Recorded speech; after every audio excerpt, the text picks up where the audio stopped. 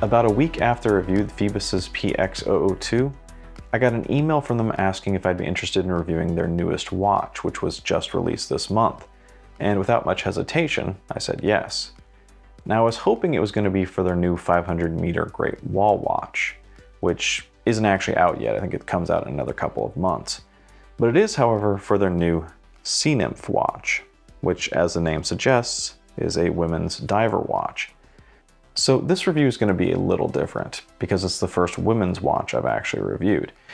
But believe it or not, I've actually been keeping an eye on this Sea Nymph watch since last September when I first saw it on their site, and that's for two reasons.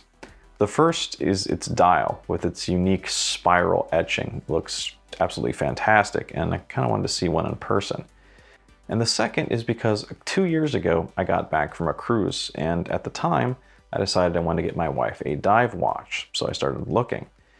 What I found is that there are not near as many options for women as men when it comes to dive watches, so any new addition I think is a good one. Now I'll talk about that a little bit more as we go, but first let's start to take a look at the Sea Nymph. Spec-wise, the watch is listed as 36mm wide, but I think it's actually a little smaller. The bezel is wider than the case, and it measures 35.5, and the case underneath is right around 35 without the crown. Width is closer to 38. Lug to lug, meanwhile, is 42mm, so I'd say this is definitely a small footprint, but not too small, and I'd say just a little smaller than an SKX013. Height-wise, it's 11mm tall, and that is with a very nice domed crystal. Lug width is 18, so there's plenty of smaller strap options if you do want to change the look. And it's rather lightweight at 63 grams, and that is with its silicone strap. It also has a very nice 300 meters of water resistance, and is currently listed on Phoibos' site for $180 to $200, depending on color and bezel options. And I think they all look brilliant in their own right. The price difference between them is whether or not it's going to be a stainless bezel or an insert with sapphire. So we're going to do something different and talk about the straps first. And that's because it actually comes with two straps, and you'll see both of them throughout, as well as a few others I threw on. One thing with this dial color is you never know exactly which straps are going to work well with it until you actually try it. The first is a leather rally strap for when you really want to dress it up. It seems like good quality leather, and might take a little bit of a break-in period, but not much. I think it's a higher quality strap than what you'd normally expect at this price. It is orange in color with just a hint of red, but it matches the dial perfectly. Not to mention it is a quick release, which easily lets you swap to this orange silicone strap. This one is more of a softer silicone than some, and the color is more of a burnt orange, which contrasts just a little with the dial. If you're familiar with the University of Texas or the University of Tennessee, it's pretty much that type of color.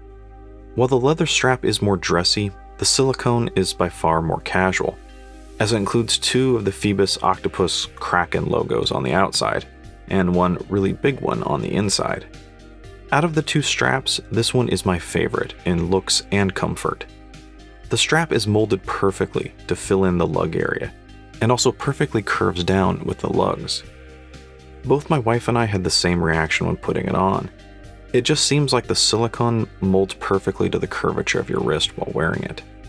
Now, as you can see, it's a little small on my 7-inch wrist, but I think some people could pull it off, although it's not really made for me, so I think it does look much better on my wife's smaller wrists.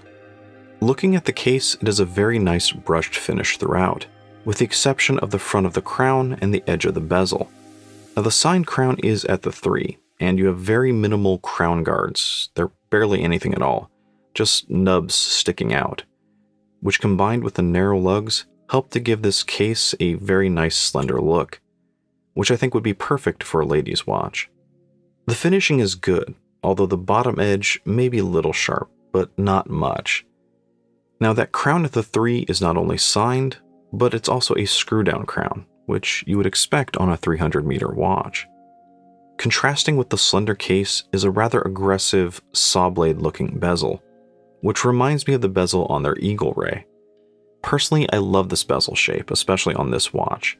I think it gives it some real character, and I think it looks really nice with the spiral etchings coming out of that dial.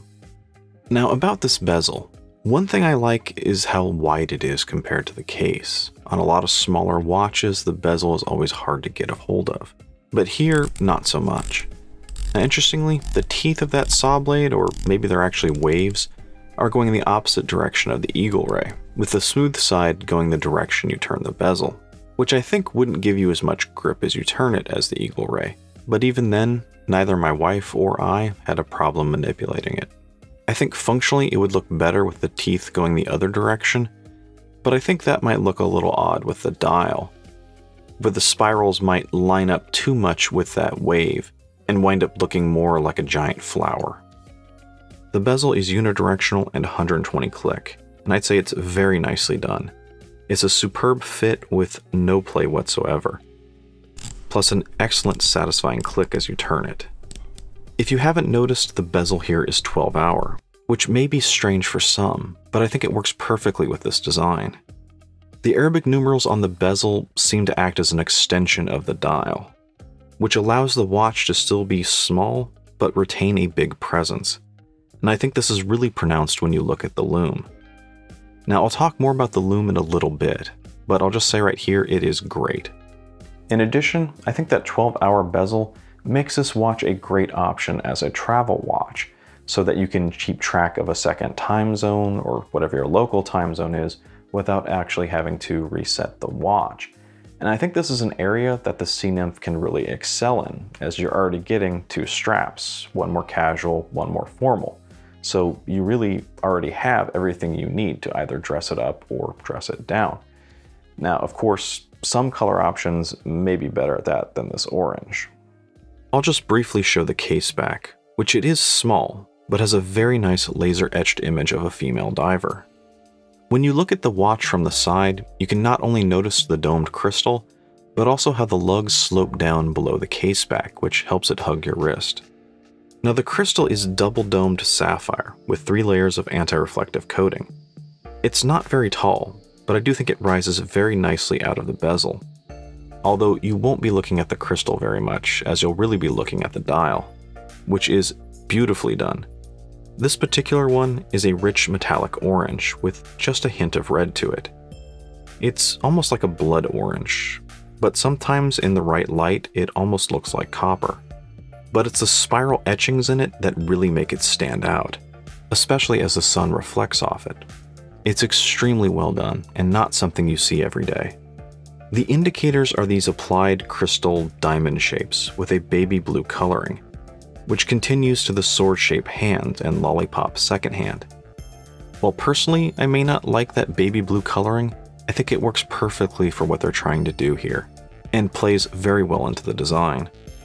The long tip of the indicators point at the hands, while the tip at the top points to the Arabic numerals on the bezel, which, as I said, makes it look almost like an extension of the dial.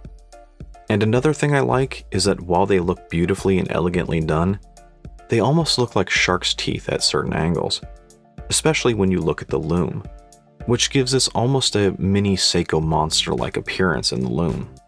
In addition, you have the Kraken logo at the top and the dive rating at the bottom, followed by a rather simple cutout for the date, which is perhaps the only thing I don't like here. The finishing of the hands and indicators look fantastic, so the simple date cutout almost looks like it's half done. Although to be fair, I'm not really sure what else they could have done. Framing it might have thrown off the flow of the dial. Overall, I love the design of the Sea Nymph. I think Phoibos has succeeded in creating a beautifully unique design, something that can simultaneously appeal to women, but also be appreciated by men. Although I do have 2 complaints when it comes to the execution of the design, although both of them are minor. First again, we look at the date. It's not quite centered in the cutout. At least with double digits, it seems a little shifted to the left, which sometimes can be exaggerated through the optical distortion of the crystal. The second is that the second hand alignment is a bit off. Now I know it's a crapshoot on how aligned a second hand will be, but I think this is about as bad as you can get, with the second hand seeming to hit both edges of the indice, so it seems like it's halfway between the seconds. Although to be fair, I should mention that I'm a little overly sensitive to that. While it bugs me, my wife couldn't care less. So let's talk about the movement before talking about the loom. As you can see, it's quartz, specifically a Swiss Ronda 705, which is also mentioned on the caseback. And it's an affordable workhouse Ronda movement. Now some of you may be thinking that this really should be an automatic. And to answer that, let me show you what I actually wound up getting my wife for a dive watch. At the time, I really wanted to get her an automatic, and there are almost no affordable women's dive watches that are automatics. So what I wound up getting her was this Kraken watch from the Philippines, and I can already hear some of the comments. But she actually likes it. She likes the yellow dial, she likes the NATO I put on it, but she rarely wears it. And the reason is because it's an automatic. She very rarely wears a watch consistently enough to keep it fully wound. And she hates with a capital H, having to reset it every time she wears it. In fact, she'll often hand it to me. She really just wants something that works. So it just goes to show you that not everyone appreciates the elegant complexities of an automatic. As well as an important lesson to learn when giving someone a present, don't get so focused on what you think it should be that you wind up losing sight of what they would like. Anyway, let's move on to the loom. And the loom is not only good, it's great. And I really like the blue color hue to it. To test this thing out, I put it up against my two best divers when it comes to loom. That's my new Orient and the Seiko Ice Monster. And just ignore the Kraken watch on the left, it's really just sad. As you can see, even with a smaller dial, it's almost as bright and lasts just as long. For a second test, I was curious how well it would do against one of my wife's other watches, which is a Shinola Runwell. And for the heck of it, I threw in my Vostok and a Cadison. After the last test, it's no surprise that the Phoibos easily outclasses all of them. So excellent loom here, and it's everything you would want in a diver. Now before we wrap this up, let's briefly talk competition. When I was looking at women's divers in the past, some of the best options I saw came from Momentum. And they have a few. Price-wise, they range from around $150 to $200, and that's without Sapphire. If you want Sapphire, that's another $40. So I think Phoibos here has us priced well. Some may think it's still expensive for a quartz, but when you look at everything you're getting, I think it's easily justified. Not to mention, you're getting a beautifully unique design you won't find anywhere else. Out of all the watches I bought my wife over the last few years, her favorite is actually that Shinola Runwell I briefly showed. While its heart may be a simple, affordable quartz movement, the rest of it is quality. And for some people, that's all they really want. A simple, reliable, fantastic looking, but well-built watch. And that is exactly what Phoibos did here. In designing an affordable, but uniquely beautiful women's diver, I think they hit it completely out of the park. The only thing I'd like to see here might be to take that spiral dial and put it in a 40mm, but instead of indices, have cutouts like a sandwich dial, including a cutout for a loomed logo. But that might be wishful thinking. My only other real concern is how well these are actually going to sell. Phoibos tends to rely on social media and word of mouth with an overwhelmingly male audience, so they may need to try a different tactic with this, but I do hope they do well with it.